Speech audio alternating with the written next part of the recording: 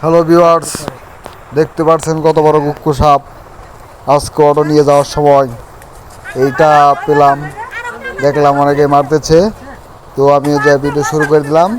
তো আপনারা জানেন যে আমি অটো চালক, আপনারা আমাকে সবাই সাপোর্ট করবেন এসব ভিডিও পেতে।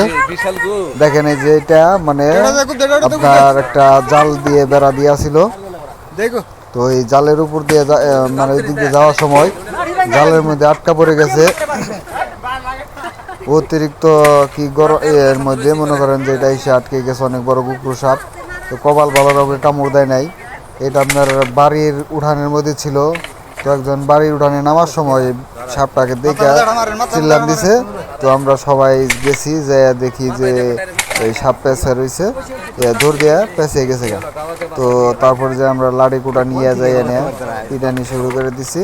তো পিটানি শুরু করে এটারে মনে করেন যে ছুটানোর চেষ্টা করতেছি, কিন্তু পারতেছি না।